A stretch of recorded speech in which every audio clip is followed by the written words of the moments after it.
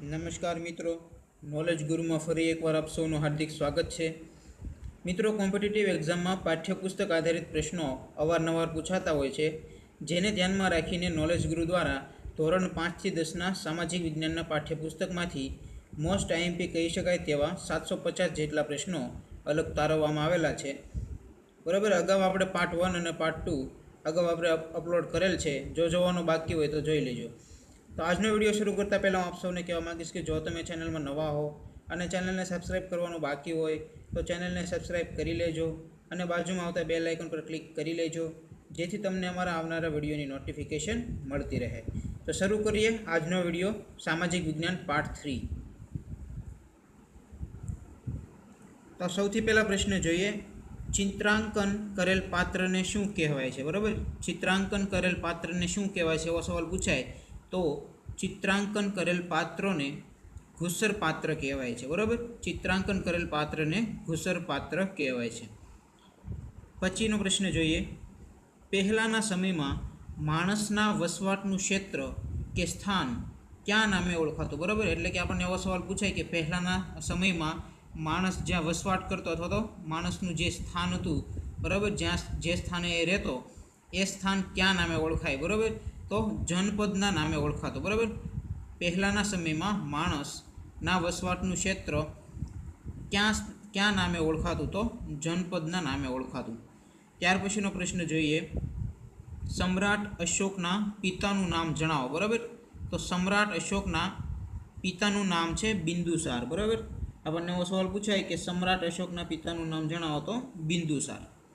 ત્યાર પછીનો પ્રશ્ન, સમ્રાટ અશોકે ધર્મના પ્રચાર માટે કોને સિલોન મોકલ્યા હતા? બરાબર, સમ્રાટ અશોકે ધર્મના પ્રસાર માટે કોને સિલોન મોકલ્યા હતા? તો તેમના પુત્ર મહેન્દ્ર અને પુત્રી સંઘમિત્રાને, બરાબર, સિલોન મોકલ્યા હતા. બરાબર, આપણને એવો સવાલ પૂછાય કે સમ્રાટ અશોકે ધર્મના પ્રચાર માટે સિલોન કોને મોકલ્યા? તો પુત્ર મહેન્દ્ર અને પુત્રી સંઘમિત્રાને મોકલ્યા. બરાબર, તો અથવા તો આપણને એવો સવાલ પૂછાય કે સમ્રાટ અશોકના પુત્રનું નામ જણાવો તો પુત્રનું નામ છે મહેન્દ્ર. બરાબર, અને એમ સમ્રાટ અશોકના પુત્રીનું નામ જણાવો એવો સવાલ આપણને પૂછાય તો સંઘમિત્રા. બરાબર, તો સમ્રાટ અશોકના પુત્ર મહેન્દ્ર અને પુત્રી સંઘમિત્રાને ધર્મના પ્રચાર માટે સિલોન મોકલ્યા હતા. ત્યાર પછીનો પ્રશ્ન જોઈએ તો સિલોન ક્યાં દેશનું પ્રાચીન નામ હતું? બરાબર, અહીંયા આપણે સિલોનનો ઉલ્લેખ છે તો આપણે સાથે સાથે જોઈ લઈએ. તો સિલોન ક્યાં દેશનું પ્રાચીન નામ છે? તો શ્રીલંકાનું પ્રાચીન નામ છે સિલોન. બરાબર, સિલોન શ્રીલંકાનું પ્રાચીન નામ છે. ત્યાર પછીનો પ્રશ્ન, અશોકનો શિલાલેખ ગુજરાતમાં ક્યાં જોવા મળે છે? બરાબર, અશોકનો શિલાલેખ ગુજરાતમાં ક્યાં આવેલો છે એવો સવાલ પૂછાય તો જુનાગઢ જિલ્લાના ગિરનારની તળેટીમાં આવેલો છે. બરાબર, જો આપણને જિલ્લો પૂછાય તો જુનાગઢ, બરાબર, અથવા તો ગિરનારની તળેટીમાં. તો અશોકનો શિલાલેખ ગુજરાતમાં જુનાગઢ જિલ્લાના ગિરનારની તળેટીમાં આવેલો છે. ત્યાર પછીનો પ્રશ્ન જોઈએ તો પ્રાચીન સમયમાં ઓરિસ્સા ક્યાં નામે ઓળખાતું હતું? બરાબર, પ્રાચીન સમયમાં ઓરિસ્સા ક્યાં નામે ઓળખાતું હતું? તો કલિંગના નામે ઓળખાતું. બરાબર, પ્રાચીન સમયમાં ઓરિસ્સા ક્યાં નામે ઓળખાતું? તો કલિંગના નામે ઓળખાતું. અથવા તો આપણને એવો સવાલ પૂછાય કે પ્રાચીન સમયનું કલિંગ હાલમાં ક્યાં નામે ઓળખાય છે? તો ઓરિસ્સાના નામે. બરાબર, તેમનું નવું નામ છે ઓરિસ્સા, અથવા તો ઓરિસ્સાનું પ્રાચીન સમયમાં ક્યાં નામે ઓળખવામાં આવતું એવો સવાલ પૂછે તો કલિંગ. ત્યાર પછીનો પ્રશ્ન, સમ્રાટ અશોક ક્યાં બૌદ્ધ સાધુના ઉપદેશક બન્યા હતા? બરાબર, સમ્રાટ અશોક ક્યાં બૌદ્ધ સાધુના ઉપદેશક બન્યા હતા? તો બૌદ્ધ સાધુનું નામ છે ઉપગુપ્ત. બરાબર, તો સમ્રાટ અશોક ઉપગુપ્ત નામના બૌદ્ધ સાધુના ઉપદેશક બન્યા હતા. બરાબર, ઉપગુપ્ત આપણો આન્સર થશે, ઉપગુપ્ત. ત્યાર પછીનો પ્રશ્ન જોઈએ તો મૌર્ય સામ્રાજ્યની રાજધાની કઈ હતી? બરાબર, મૌર્ય સામ્રાજ્યની રાજધાની કઈ હતી એવો સવાલ પૂછાય તો મૌર્ય સામ્રાજ્યની રાજધાની હતી પાટલીપુત્ર. બરાબર, એટલે કે હાલનું પટના, પાટલીપુત્ર. બરાબર, મૌર્ય સામ્રાજ્યની રાજધાની છે પાટલીપુત્ર. ત્યાર પછીનો પ્રશ્ન જોઈએ, ચંદ્રગુપ્ત મૌર્યને મગધ સામ્રાજ્યની સ્થાપના માટે કોણે મદદ કરી હતી? બરાબર, ચંદ્રગુપ્ત મૌર્યને મગધ સામ્રાજ્યની સ્થાપના માટે કોણે મદદ કરી હતી? તો ચાણક્યએ ચંદ્રગુપ્ત મૌર્યને મગધ સામ્રાજ્યની સ્થાપના કરવા માટે મદદ કરી હતી ચાણક્યએ. બરાબર, અથવા તો આપણને એવો સવાલ પૂછાય કે કે મગધ સામ્રાજ્યની સ્થાપના કોણે કરી? તો ચંદ્રગુપ્ત મૌર્યએ કરી, બરાબર. તો અથવા તો મગધ સામ્રાજ્યની સ્થાપના કરવામાં કોણે મદદ કરી? તો ચાણક્યએ મદદ કરી. ત્યાર પછીનો પ્રશ્ન જોઈએ તો અજંતાઓની ગુફા ક્યાં સમયમાં બનાવવામાં આવી હતી? આપણને એવો સવાલ પૂછાય કે અજંતાઓની ગુફા ક્યાં સમયમાં બનાવવામાં આવી હતી? તો ગુપ્તકાળમાં, બરાબર. અજંતાઓની ગુફા ગુપ્તકાળમાં બનાવવામાં આવી હતી, બરાબર. ત્યાર પછી તો ભારતની રાજમુદ્રા ક્યાંના સિંહ સ્તંભની પ્રતિકૃતિ છે? બરાબર. ભારતની રાજમુદ્રા ક્યાંના સિંહ સ્તંભની પ્રતિકૃતિ છે? બરાબર. એવો સવાલ પૂછાય તો ભારતની રાજમુદ્રા સારનાથના સિંહ સ્તંભની પ્રતિકૃતિ છે, બરાબર. સારનાથના સ્તંભની. ત્યાર પછી ક્યાં યુદ્ધ બાદ સમ્રાટ અશોકનું હૃદય પરિવર્તન થયું? બરાબર. ક્યાં યુદ્ધ બાદ સમ્રાટ અશોકનું હૃદય પરિવર્તન થયું? તો કલિંગ યુદ્ધ બાદ સમ્રાટ અશોકનું હૃદય પરિવર્તન થયેલું, બરાબર. કલિંગ યુદ્ધ બાદ. ત્યાર પછી ગુપ્ત વંશના સ્થાપક કોણ હતા? બરાબર. આપણને એવો સવાલ પૂછે કે ગુપ્ત વંશની સ્થાપના કોણે કરી? તો શ્રીગુપ્ત એ ગુપ્ત વંશની સ્થાપના કરી, બરાબર. શ્રીગુપ્તે. ત્યાર પછીનો પ્રશ્ન ગુપ્ત સંવંતની શરૂઆત કોણે કરી? બરાબર.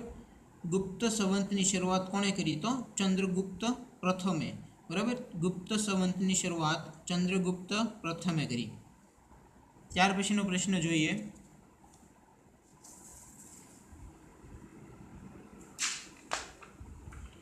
ક્યાં સમ્રાટે શકારીનું બિરુદ મેળવ્યું હતું? બરાબર.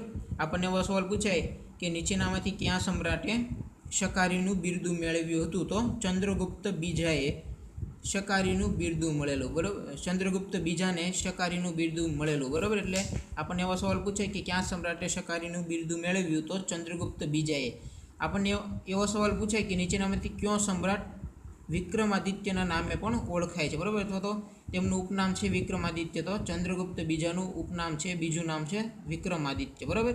અહીંયા આપણે એમનું ઉપનામ અને તેમનું બિરુદ પણ યાદ રાખશું. શકારી તેમનું બિરુદ છે અને વિક્રમાદિત્યના નામે પણ તેમને ઓળખવામાં આવે છે, ચંદ્રગુપ્ત બીજાને. ત્યાર પછીનો પ્રશ્ન જોઈએ તો કોણે વિક્રમ સંવંતનો આરંભ કર્યો હતો? બરાબર. આપણને એવો સવાલ પૂછાય કે નીચેનામાંથી કોણે વિક્રમ સંવંતનો આરંભ કરેલો? તો ચંદ્રગુપ્ત બીજાએ વિક્રમ સંવંતનો આરંભ કરેલો, બરાબર. ત્યાર પછીનો પ્રશ્ન જોઈએ તો અમરકોશના રચયિતા કોણ હતા? બરાબર. તો અમરકોશના રચયિતા હતા અમરસિંહ, બરાબર. અમરકોશના રચયિતા અમરસિંહ, બરાબર. અમરકોશની રચના કરે છે અમરસિંહ.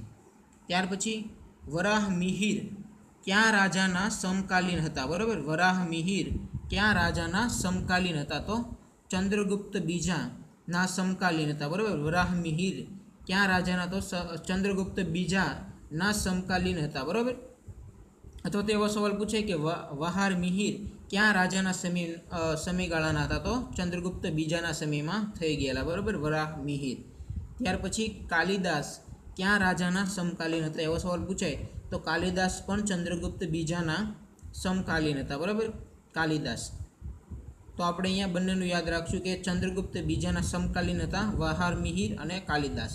ત્યાર પછીનો પ્રશ્ન જોઈએ તો ગુજરાતના ઇતિહાસમાં કયો યુગ સુવર્ણ કાળ ગણાય છે? બરાબર. આપણને એવો સવાલ પૂછાય કે ગુજરાતના ઇતિહાસમાં નીચેનામાંથી કયો યુગ સુવર્ણ કાળ ગણાય છે? તો ગુજરાતમાં સોલંકી કાળ એ ગુજરાતના ઇતિહાસનો સુવર્ણ કાળ ગણવામાં આવે છે, બરાબર. સોલંકી કાળને ગુજરાતના ઇતિહાસનો સુવર્ણ કાળ ગણવામાં આવે છે. ત્યાર પછીનો પ્રશ્ન જોઈએ તો શૂન્યની શોધ કોણે કરી? બરાબર. શૂન્યની શોધ કોણે કરી હતી? તો આર્યભટ્ટે શૂન્યની શોધ કરેલી, બરાબર. ત્યાર પછીનો પ્રશ્ન જોઈએ તો બૃહદ સંહિતાના લેખક કોણ હતા? બરાબર.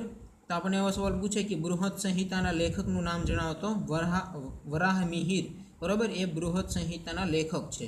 વહાર મિહિર, વરાહ મિહિર, બરાબર. બૃહદ સંહિતાના લેખકનું નામ જણાવો એવો સવાલ પૂછે તો વરાહ મિહિર છે એ બૃહદ સંહિતાના લેખક છે. ત્યાર પછીનો પ્રશ્ન જોઈએ તો પ્રાચીન સમયમાં અયોધ્યા ક્યાં નામે ઓળખાતું? બરાબર. પ્રાચીન સમયમાં અયોધ્યા ક્યાં નામે ઓળખાતું? તો સાંકેતના નામે ઓળખાતું, બરાબર. પ્રાચીન સમયમાં અયોધ્યા સાંકેત નામે ઓળખાતું, બરાબર. અથવા તો એવો સવાલ પૂછાય કે પ્રાચીન સમયનું સાંકેત એટલે હાલનું કયું સ્થળ? તો અયોધ્યા, બરાબર. અયોધ્યાને પ્રાચીન સમયમાં સાંકેતના નામે ઓળખવામાં આવતું. ત્યાર પછીનો પ્રશ્ન જોઈએ તો ક્યાં રાજા કવિરાજ તરીકે ઓળખાતો હતો? બરાબર, નીચેનામાંથી કયો રાજા કવિરાજ તરીકે ઓળખાતો હતો? તો સમુદ્રગુપ્ત એ કવિરાજ તરીકે ઓળખાતો. બરાબર, આપણને એવો સવાલ પૂછાય કે નીચેનામાંથી કયો રાજા કવિરાજ તરીકે ઓળખાતો હતો? સમુદ્રગુપ્ત છે એ કવિરાજ તરીકે ઓળખાતો. બરાબર, તો અહીંયા સમુદ્રગુપ્તનો ઉલ્લેખ કરેલો છે, તો તમને તમારા નોલેજ માટે કહી દઉં કે ગુપ્ત વંશના ગુજરાતમાં જે સ્થાપના કરે છે ચંદ્રગુપ્ત બીજો, એમના પિતાનું નામ આપણને પૂછે તો સમુદ્રગુપ્ત આવશે. બરાબર, ત્યાર પછીનો પ્રશ્ન જોઈએ તો ગુપ્ત યુગનો લોહસ્તંભ કે જેને 1600 વર્ષ થવા છતાં કાટ લાગ્યો નથી, તે લોહસ્તંભ ક્યાં આવેલો છે? બરાબર, ક્યાં સ્થળે આવેલો છે?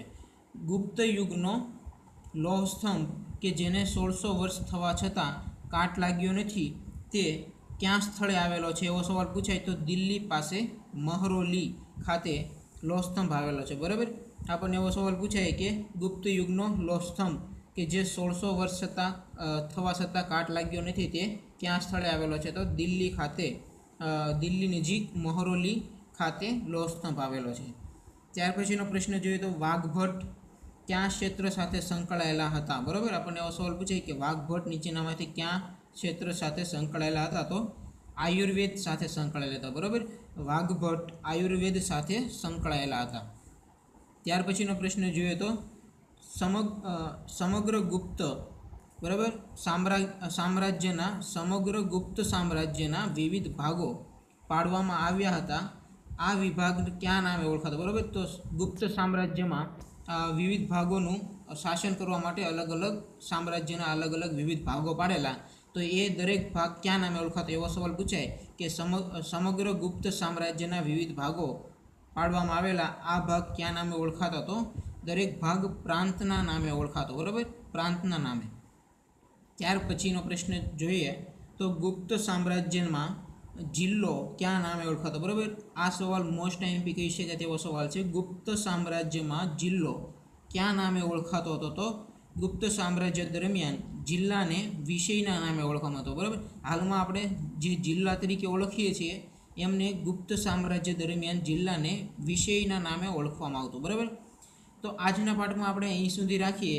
જો તમને આજનો વિડીયો પસંદ આવે તો લાઈક કરજો. ચેનલને સબસ્ક્રાઈબ કરવાનું બાકી હોય તો ચેનલને સબસ્ક્રાઈબ કરી લેજો અને બાજુમાં આવતા બેલ આઇકોન પર ક્લિક કરી લેજો, જેથી તમને મારા આવનારા વિડીયોની નોટિફિકેશન મળતી રહે. Thank you for watching my video.